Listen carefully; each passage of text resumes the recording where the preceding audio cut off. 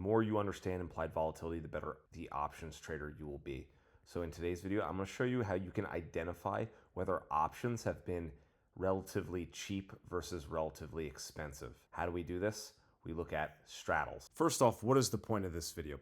So basically, all I'm trying to do is identify times when options are cheap versus times when options are expensive.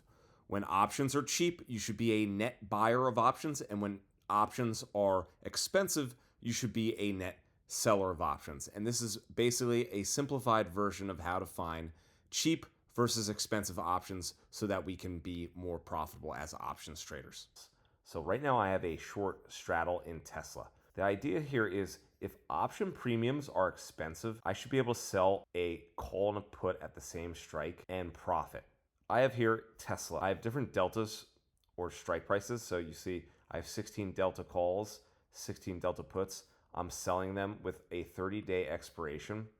I am not trading earnings. There's no technical parameters. This is just running every 30 days and closing and reopening for the last year. Simply selling options in Tesla has been a losing strategy, okay?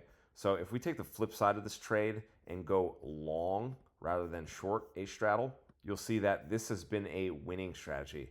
Specifically, 25 calls and 25 puts have yielded a 165% return. What you will notice though is that the win rate is lower, which should be expected. These are lower probability events. Let's say this was the past year. Now let's look at the last 6 months. Over the last 6 months, a short strangle has been a losing strategy. Let's look at a long strangle. The long strangle has been a winner. Okay, and then if you want to look even more recently, so this is the last 6 months. Let's look from let's do after. So some of the craziness with tariffs went on at the beginning of April. So we'll do mid-April to now, and we'll do the same thing with our short strangles mid-April.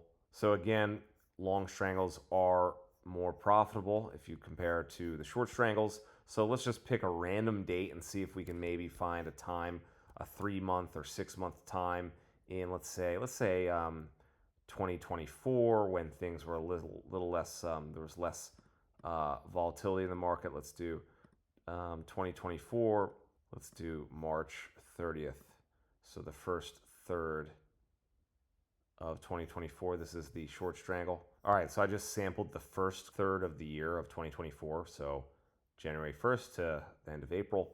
And the long straddle, again, is more profitable when we compare it to the short straddle. So it seems, and if you do this over different time frames, you'll notice that getting short Tesla options is just a bad move because they are consistently underpriced. So because of this, you don't want to run any type of covered call strategy usually, because more often than not, Tesla options will be overpriced. Tesla options will be underpriced, and you're better off being a net buyer of Tesla options versus a net seller. And let's look at another quick example here. So here's NVDA.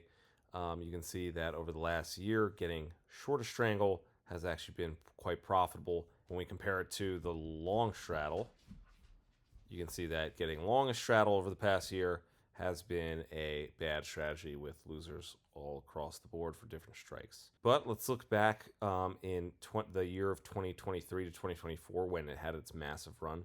If I was a betting man, I'd bet that being long strangles would have been more profitable. Let's take a look. As you can see, even during 2023 to 2024 when there was a massive run-up, long strangles were a losing strategy. Let's look at it. Let's look at the short straddle. All right, and there you have it for NVDA. Being short a straddle was actually profitable even when it had a massive run-up with the stock. So very interesting. So the whole point of this exercise was to determine whether options are cheap or expensive, and then what you do in the real world is take that information and then use it to make decisions on whether you want to be a net buyer or a net seller. For example, let's say you just wanted to sell a short put in NVDA. You would want to do it when options are expensive. Conversely, let's say you want to get it long a call in NVDA. You'd want to do that when options are cheap. So that's basically the whole basis behind this whole video. Hope you enjoyed it. Like and subscribe. Peace out.